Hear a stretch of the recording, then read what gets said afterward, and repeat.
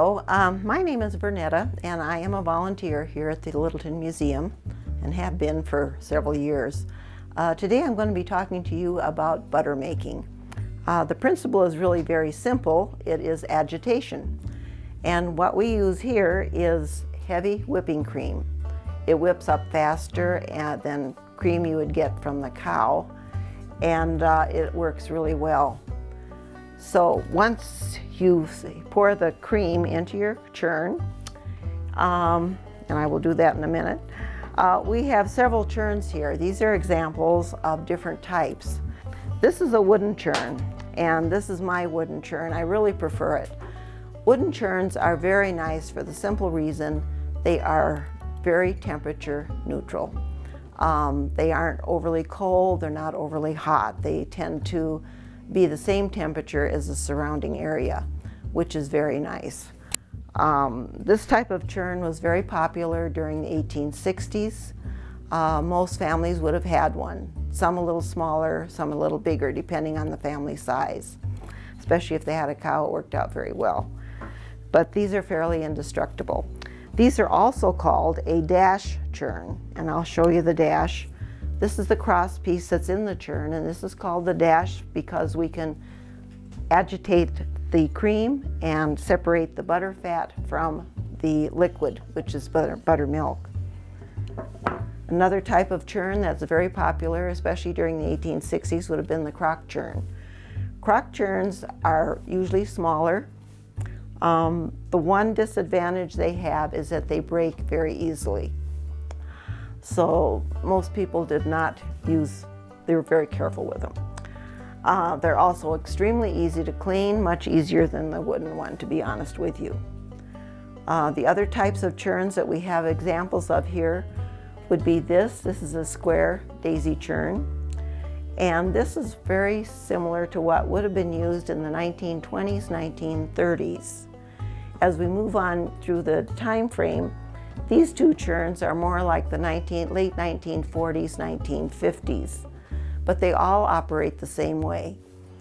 Butter is basically just agitating the cream until you do that separation. And then once you do that, then you have your butter and your buttermilk. So I'm going to pour my cream into the churn here. All right, so here I have my heavy whipping cream, and I'm going to pour it into my churn.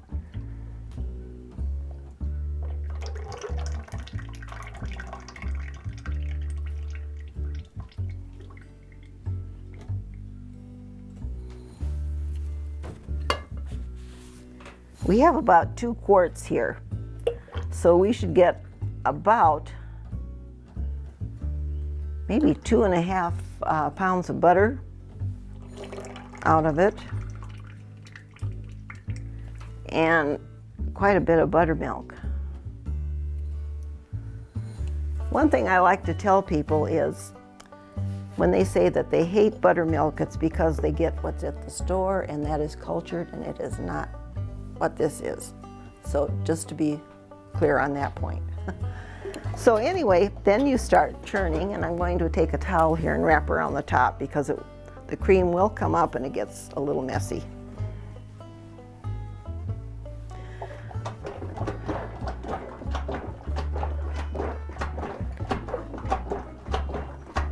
You can hear it as it's going up and down, it's whipping up the cream. And that's what you do. You whip the cream until you get whipped cream, which you can tell because it gets really stiff. And then you just keep churning until you hit what I call sloshing stage.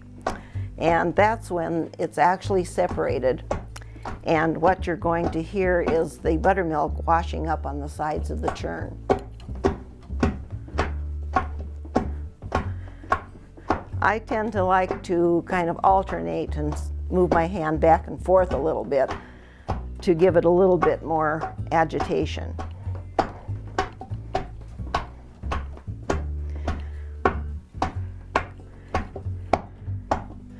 Believe it or not, this was a job that was generally given out to the girls or the children of the family. And I'm sure they did not appreciate it, but it kept them out of trouble for quite a while.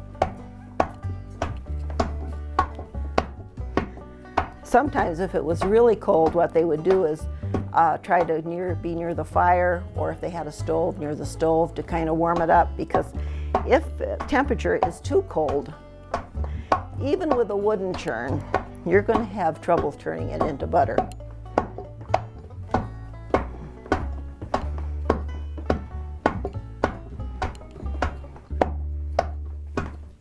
Today the temperature is about right, so we're going to see how fast we can make this. To be honest, butter can be made anywhere from, if it's really warm and whatever, and how much you're churning, it can be made in as little as 15 minutes. I've also had to churn butter for well over an hour.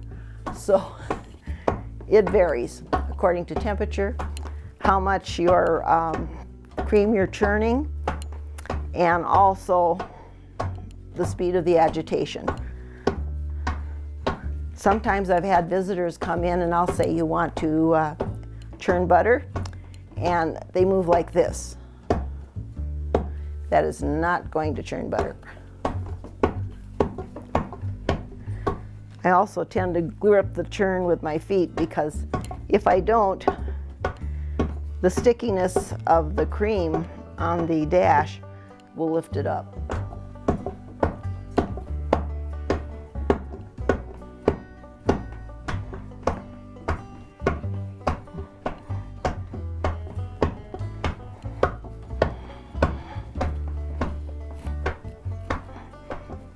And it does get sticky. Let me just take a quick peek here. Oh, it's starting to whip, so that is good. And as you saw, it is starting to turn into whipped cream, and this is what you want. In fact, I may have a little bit of kernel here of butterfat. So it is starting to move right along, which is great. During this time in the large cities, you'll find that they actually did have commercial butter making. I wouldn't call them factories, but shops where they would commercially make the butter. But if you lived on a farm and you had a cow, what you would do is, after milking, you'd let it sit, and as the cream came to the top, you would skim that off and set it aside. And when you had enough, then you would churn it into butter. I can imagine the pioneers, when they came out, a lot of them, they might have had a crock churn or a wooden churn. But I can't imagine the crock churns would have survived the journey very well unless they were really packed well. So a wooden churn is probably the simplest to bring.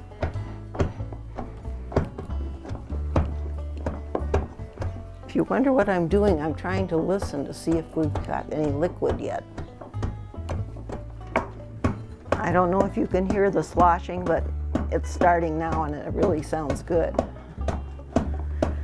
So as I'm churning, what I'm doing, the butter particles, or the fat particles, are being packed to the bottom, and the liquid buttermilk is coming to the top. Let's take a look and see what we have here. Ooh. I don't know if you can see that, but we have yellow butter. I can still do some more, so we're going to keep at it for a little bit longer. But that's what it does. It does turn into butter. It is yellow, no coloring added.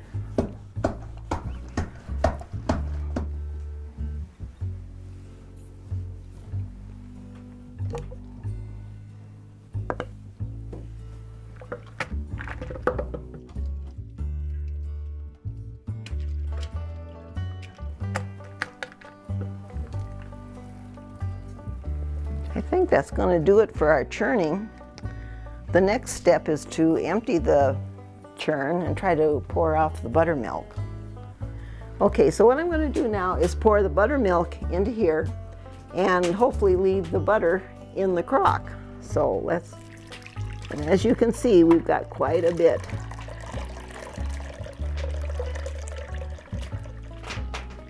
The thing about this buttermilk, especially if you're using the heavy cream, it's sweet.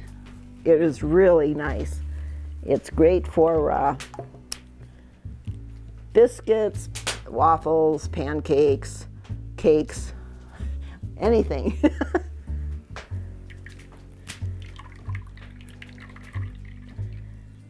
Okay, trying to get as much liquid out of here as possible.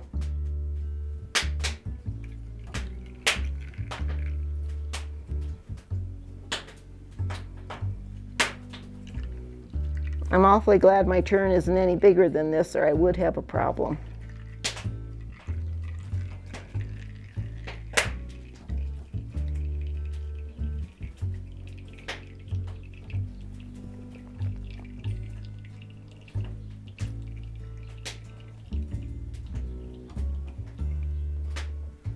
I think that did pretty well.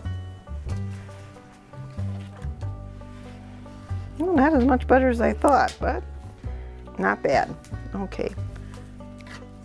So what we're going to do now is move this buttermilk aside and then dump the butter into the other bowl for working.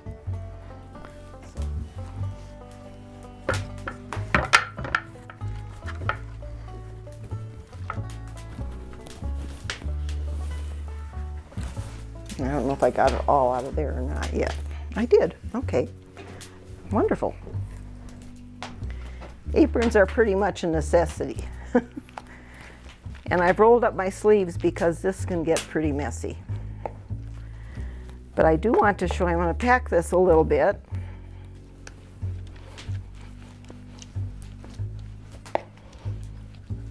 And I want to show you, you can still see some buttermilk coming out of that. Now this is where we have to wash or clarify the butter, because if you don't do that, it will turn rancid pretty quickly, and you don't want that. So we've got to get that extra buttermilk out of there. I have my water, and sometimes it takes a lot of water to get the butter clear. So what you do is you pour in the water,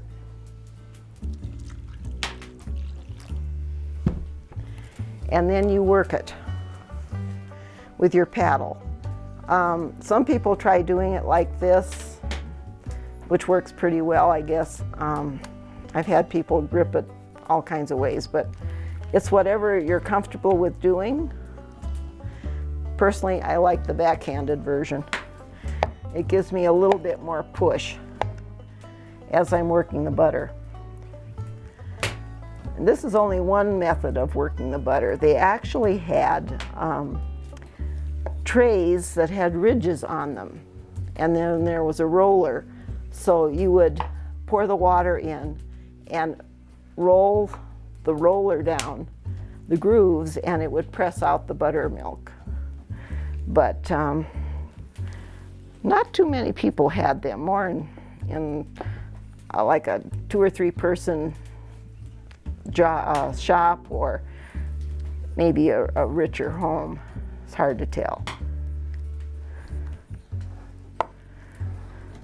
But as you can see, our butter is a nice yellow color. And I'm just going to pour this off. Now what I'm pouring off here is mixed with water. Therefore, it's not really good for much of anything, except if you happen to have pigs, they love it. Also fattens them up a little bit. So, I'll continue working, and what you're doing basically is working the water through the butter and trying to squeeze out all that buttermilk that's still left in there.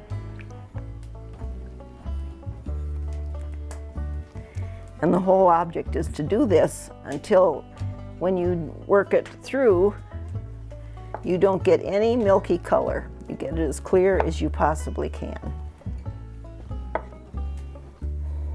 If you're thinking of buying a wooden churn, a lot of them that you can get are not really made for making butter. They're more decorative.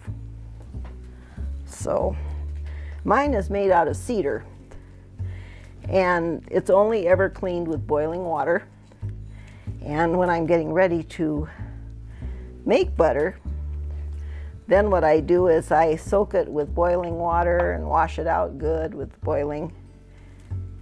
And what happens is the cedar swells. As it swells, it tightens up and becomes waterproof. And that's what you want. I want you to see this though, but as you can see, the water here is really fairly clear. It's not milky like it was before.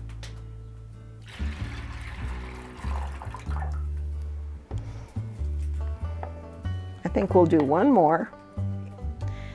Well, as you can see, we now have our butter. It's been clarified or washed really well. I have not salted it yet because, like I said, I like unbuttered for baking and a little salt for the table, so that works well. Or you can leave it unsalted all the way and just add the salt as you use it. But now we're going to get ready to pack it into molds. And I have several different types here. Butter molds came in various shapes, sizes, made out of different things.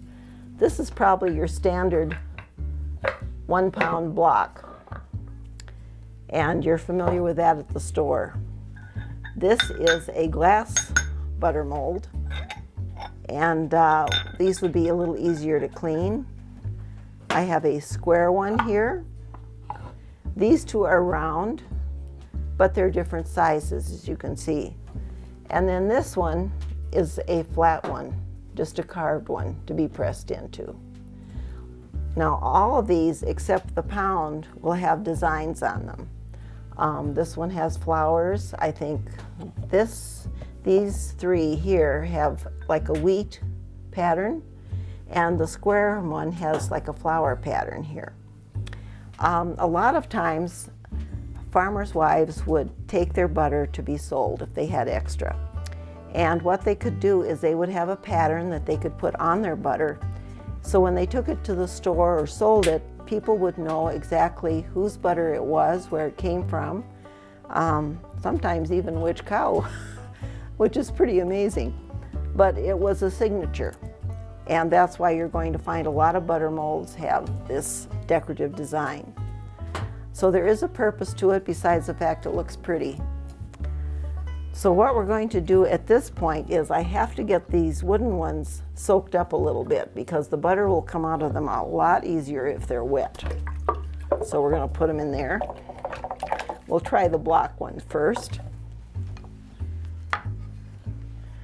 See if I can separate this. This butter is really packed solid, so it will be interesting getting it into a mold. And then once I get it in the mold and packed in, and then I push it out, what I'll do is I will wrap it, and then that can be either stored into a keeper. This is actually called a butter keeper, and I'm not using it for that purpose today.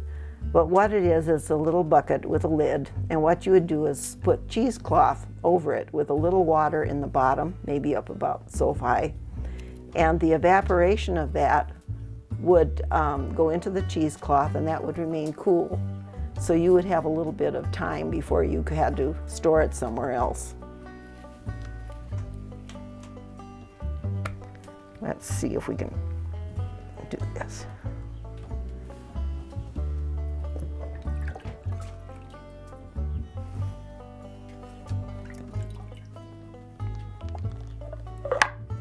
All right, so I have my mold and I've wet it down, and hopefully the butter will be able to be packed in there fairly easily, and also will come out fairly easily. This butter got really stiff, so packing is going to be a little bit interesting, but we'll get there. I'm not going to pack this one totally full, just so you can see what it looks like here.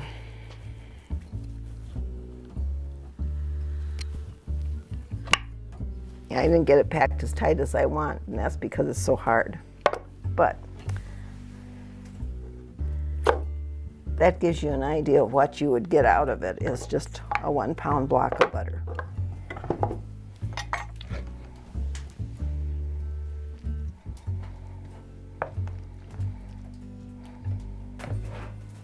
Let's see if this will pop out.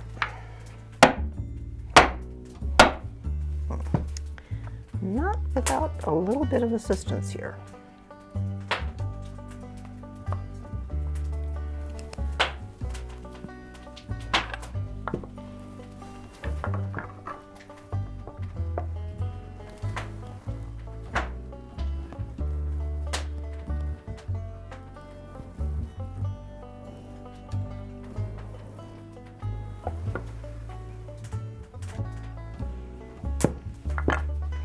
Well, it's not perfect, but you can certainly see the design on it.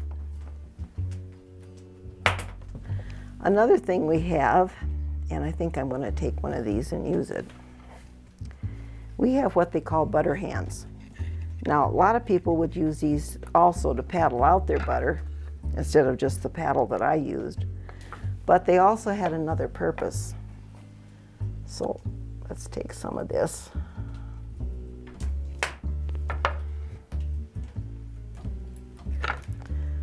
What's interesting with these, you'll notice they have grooves on them. And these grooves are used in a specific way. If I can get it started here.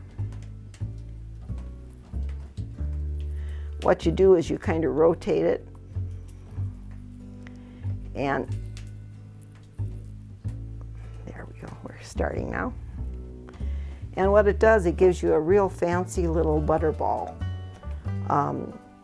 Your fancy restaurants or even more elaborate home could use these at a dinner party and have their little individual plates of butter.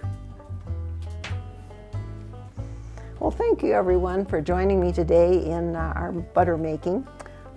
It's definitely not a hard process, except if your butter is too hard to put in the molds, but it's easy to do. And it does taste very good. If you want to try it at home, you're more than welcome. And to be really honest with you, you can do it with an electric mixer if you want. You turn it into whipped cream and you just let it run until it turns into butter. But not too many people want to take the time to do that. So this is how you would make butter on the farm. And with your different molds, if your butter's a little softer, the patterns come out much better, believe me. So I'm sorry they didn't today. But I hope you have some instruction and found it informative. And enjoy the video. And when things are better, please join us on the farms.